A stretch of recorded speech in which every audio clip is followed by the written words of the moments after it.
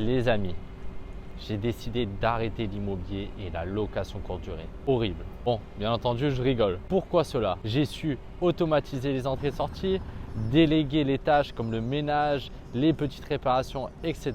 En plus de cela, l'appartement n'est quasiment jamais saccagé. Bien entendu, on peut avoir des dégâts, mais rien de très grave. Et en plus, on sait gérer cela car on a appris à gérer ces problèmes.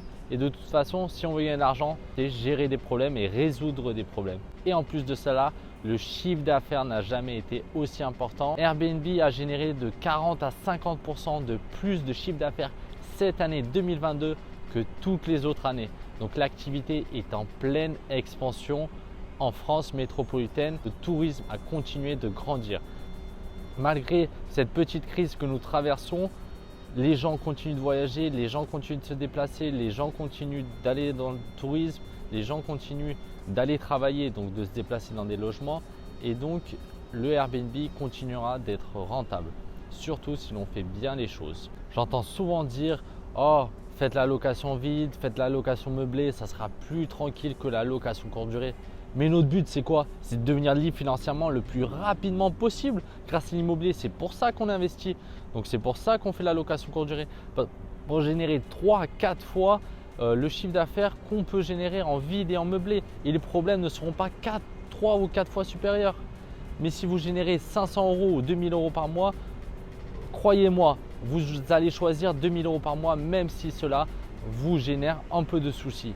Et surtout, si cela vous permet de devenir complètement libre financièrement en 3-4 ans au lieu que ça prenne 10-15 ans. Car oui, il faut se le dire, vous ne deviendrez pas libre financièrement en 1 ou 2 ans grâce à l'immobilier, notamment avec la hausse des taux. C'est plus difficile d'emprunter en ce moment. Donc, si vous ne faites pas de location courte durée, avec du vide et du meublé à 8-10%, vous n'êtes pas libre financièrement. Peut-être ça vous apporte un complément de revenus et dans 4-5 ans, vous serez libre financièrement quand vous aurez revendu vos biens et que vous pourrez acheter des biens en cash.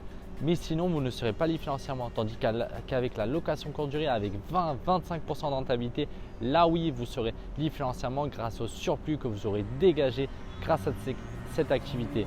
Avec seulement 2-3 logements, vous arriverez à générer 2-3 000 € net et cela sera possible qu'en faisant la location courte durée. Donc si vous faites du meublé vide, vous resterez en CDI et salarié pendant encore des années. Il faut se le dire, cela peut arriver qu'on ait 20-25% de rentabilité en meublé ou en vide, mais cela représentera un gros risque dans des secteurs décotés. Tandis que si vous achetez dans des secteurs cotés avec de l'immobilier qui monte en plus de cela, en faisant la location courte durée, vous serez libre financièrement très rapidement. Donc bien entendu, pour répondre à mon affirmation du début entre guillemets, je vais continuer l'immobilier et encore booster de plus en plus ma location courte durée en faisant que cela. Allez, n'oubliez pas de vous abonner, dites-moi votre avis sur la location courte durée et sur l'immobilier et je vous retrouve bientôt